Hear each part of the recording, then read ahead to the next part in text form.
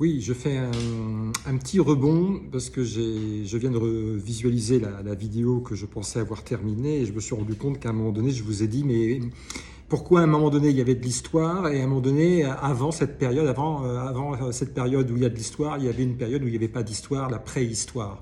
Alors je vous ai expliqué le point de bascule, mais ce que je n'ai pas approfondi, c'est pourquoi... j'ai l'impression que c'est net. Ouais, pardon. Voilà. Pourquoi est-ce que il y a de l'histoire après? Eh bien, je l'ai dit à demi-mot, c'est que on commence à raconter l'histoire dès lors que les choses ne se renouvellent pas identiques à elles-mêmes. Cela veut dire que dès lors qu'il y a la révolution néolithique, que la marchandise se met en mouvement, s'autonomise, asservit l'humanité, plus rien ne va. Chaque jour est différent par rapport au précédent. J1, mon petit champ de carottes de 10 sur 10. J2, mon voisin, champ de carottes de 10 sur 10, je suis sur 10 sur 20. 8 jours après, c'est le village qui est privatisé.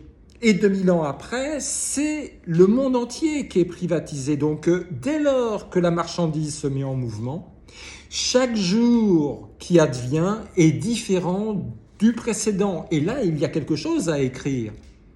Là, il s'est passé ça, c'était comme ça. Et le lendemain, il s'est passé ça, c'était comme ça. Ensuite,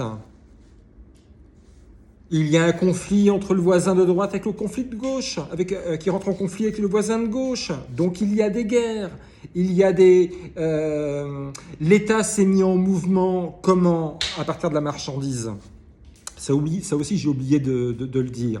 Dès lors que vous avez votre premier champ de carottes qu'il faut sécuriser, bah vous faites quelques petites rondes, etc. Et puis vous vous endormez, et puis vous dites, bah mince, tout mon champ de carottes a été volé, le voleur a profité de mes 3 heures de sommeil où je me suis assoupi, parce qu'il faut dormir.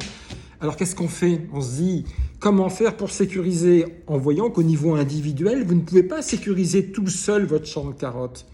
Alors vous pouvez dire à votre voisin, toi tu vas sécuriser de minuit à 3 heures, moi de 3 heures à 6 heures, etc. Puis à un moment donné, c'est pas possible. Et rapidement, il se met en place la nécessité de créer une structure, non plus mon voisin et ensuite moi et puis un troisième voisin. On va créer une structure hors sol de quelqu'un qui sera chargé de la sécurisation. De la marchandise qui est produite là. La production a été faite, comment on appelle ça,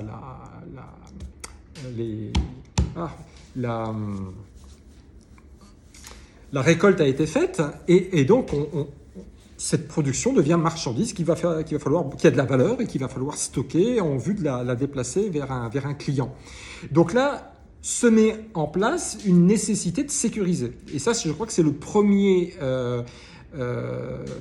première force qui a créé une structure autonome qui au départ était au service du producteur et qui aujourd'hui nous met tous en esclavage, c'est l'État.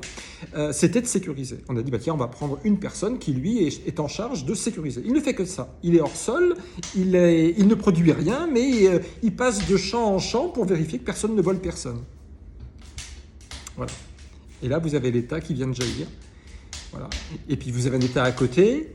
Et puis, comme il faut toujours plus, etc., et ben il y a des conflits qui se mettent en place parce que l'homme devient un malade mental dès lors qu'il commence à produire. Il veut toujours produire plus. Ceci est à raisonner la valeur d'échange, donc on commence à accumuler de la valeur d'échange, de la monnaie, de l'argent, appelez ça comme vous voulez, et on en veut toujours plus, on en veut toujours plus, on en veut toujours plus, et donc la tentation de voler le voisin, et de faire plus grand, et toujours plus grand, et toujours plus grand, et tout ça pour vous dire que, eh bien, la guerre, parce qu'il n'y a pas des guerres, il n'y a pas eu la guerre de 100 ans, il n'y a pas eu la guerre de Waterloo, il n'y a pas eu la guerre en Ukraine, il n'y a pas eu la guerre à droite, à gauche, non. Il y a une guerre totale, permanente, depuis que la valeur d'échange et la marchandise s'est mise en mouvement. Avant, il n'y avait pas de guerre. il pouvait y avoir des petits conflits qui se réglaient, etc. Il n'y avait pas de guerre, et encore moins de guerre totale comme aujourd'hui, où on se massacre à échelle industrielle. Voilà. Et donc tout ça aussi pour dire que non seulement la marchandise vous met en esclavage dans des zones pacifiées, à un moment où c'est pacifié, entre deux bombes, entre deux cratères de bombes, voilà, entre deux cratères, c'est la paix. Entre deux cratères, voilà, ici c'était la guerre, une bombe a tué des gens, ici une bombe est tombée à tuer des gens, mais moi j'étais entre les deux, pour moi c'est la paix. Non, il ne faut pas avoir cette vision-là. Il n'y a pas la guerre en Ukraine, il n'y a pas la guerre à droite, la guerre à gauche, ni dans le temps, ni dans l'espace. C'est la guerre totale, partout, ininterrompue, et qui grandit en intensité chaque jour qui passe. La marchandise est hégémonique, elle détruit tout, elle colonise tout, et elle nous tue tous. Et tous ces événements d'accaparement, de conflits, de guerres, d'États qui donnent la politique. D'ailleurs, la politique, allez, un petit aparté là, c'est trop savoureux. La politique. Pourquoi n'y a-t-il pas de grec et de latin à l'école? Parce que ça va vous permettre de comprendre les choses. Je vous mettrai peut-être un lien avec Marcel Pagnol. Vous tapez Marcel Pagnol sur YouTube, Marcel Pagnol, les humanités. Et il vous expliquera que même dans les filières scientifiques, les élèves des filières scientifiques qui comprenaient le mieux le matérialisme scientifique, le cartésianisme, l'explication de ce qui advient au niveau matériel, physique, chimique, ceux qui s'en sortaient le plus en termes de compréhension, ce sont ceux qui avaient fait une section scientifique qui s'appelait les humanités, dans lesquelles il y avait du grec et du latin. Si vous n'avez pas une culture du tout, et notamment de l'étymologie grecque et latine, vous ne comprenez rien. Pourquoi je vous parle de ça? Par rapport au mot politique. Demandez-vous pourquoi politique a la même racine étymologique que police, que politesse. La politesse est se soumettre comportementalement à l'ordre marchand, se montrer sous son meilleur jour, être le plus marchand compatible. Le marchand est toujours très poli, tant qu'il convoite le chiffre d'affaires que vous allez lui apporter. Vous rentrez dans un restaurant, c'est grand sourire. Vous repartez en disant j'ai rien pour payer, ça coûte à coup de pied dans les fesses.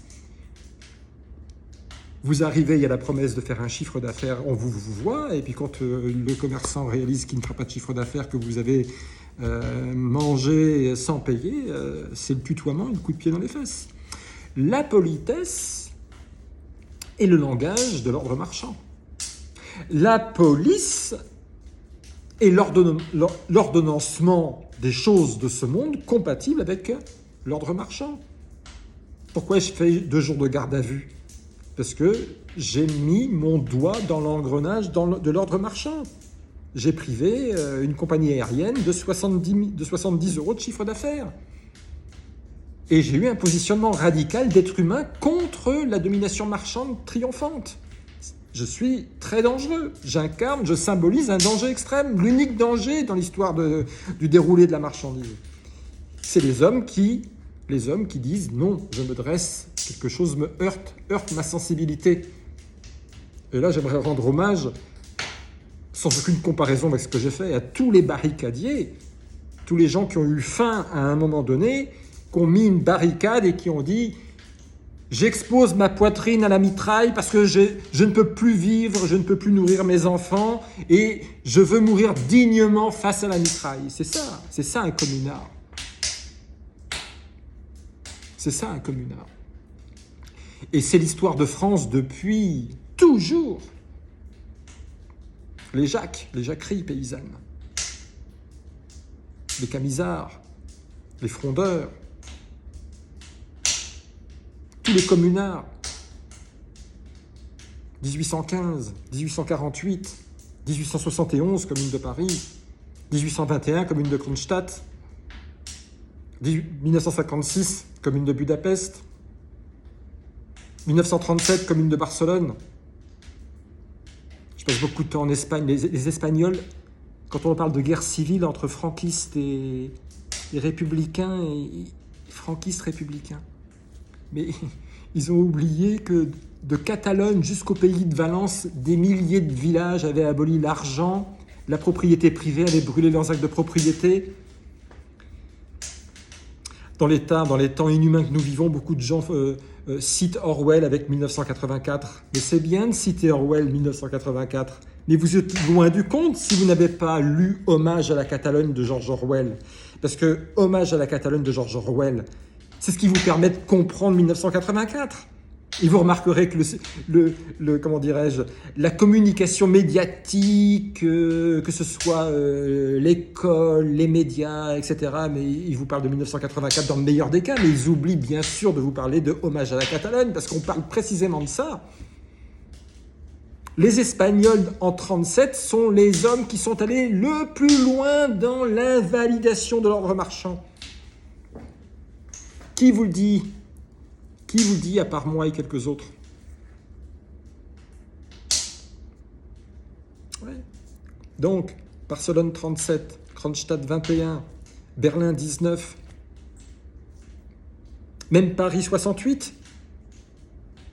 Quand on dit Paris 68, mai 68, on dit « Ah, révolution étudiante », mais étudiant à Paris, à la Sorbonne, il faut être un privilégié. Moi, je suis fils d'ouvrier, mais la Sorbonne, les études après le bac, c'était même pas possible. C'était impensable. Il n'y a que les privilégiés, il n'y a que la bourgeoisie qui peut faire des études supérieures à Paris. Alors pourquoi parle-t-on de mai 68 avec une mise en mouvement de la jeunesse privilégiée, la jeunesse dorée aux cheveux longs, les crasseux aux cheveux longs, qui jettent des pavés sur la police? Alors qu'il ne s'agit pas de ça. La vérité, c'est que vous avez 10 millions de prolétaires qui ont débrayé, qui ont dit on veut vivre dans un monde différent, comme toutes les révoltes insurrectionnelles qu'il y a eu depuis 2000 ans. Il y a une vidéo sur YouTube, reprise du travail chez Wonder. Écoutez-la, cette jeune fille. Quand les syndicats ont négocié un billet de plus, comme aujourd'hui que les Gilets jaunes, on vous fait croire que les Gilets jaunes, ils veulent un billet de plus, mais les Gilets jaunes, ils se révoltent, mais ils ne savent même pas pourquoi. Ils ne savent pas. C'est dans le ventre. Et moi, je vais leur dire, c'est que vous voulez vivre dans un monde meilleur. Mais on vous a tellement conditionné à l'ordre marchand que vous êtes incapable de dire « à bas la marchandise ». Vous voulez garder l'avoir, vous voulez garder la marchandise et vous voulez un monde meilleur. Ça n'est pas possible, il va falloir choisir. Le Christ vous l'a dit. Être ou avoir, il faut choisir, vous ne pourrez jamais avoir les deux. Et ceux qui vous font croire que c'est possible d'avoir les deux sont des imposteurs. Méfiez-vous de tous les imposteurs.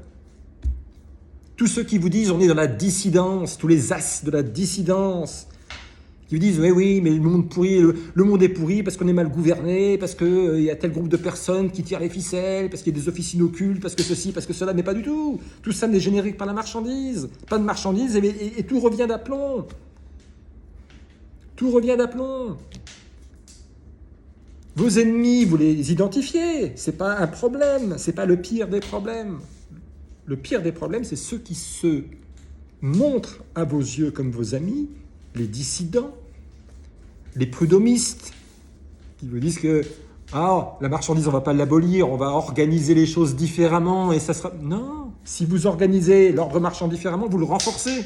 Si le rafio est pourri et que vous le rafistolez, vous lui donnez un souffle de vie supplémentaire, vous permettez à la pourriture marchande de rebondir, de faire un saut qualitatif, de s'adapter pour toujours vous asservir davantage. Alors que ce vieux rafio, s'il est pourri, il faut le couler. À bas la marchandise, elle ne se réforme pas.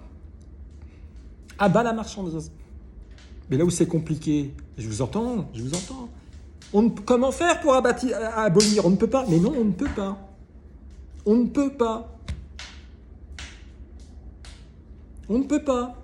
Et je ne vous demande pas de l'abolir. Je vous dis que votre vie est cette vie-là que vous vivez parce que c'est l'ordre marchand. Que vous ne pouvez pas abolir, c'est pas incompatible. C'est pas parce que je dénonce quelque chose que j'apporte des solutions, il n'y en a pas de solution.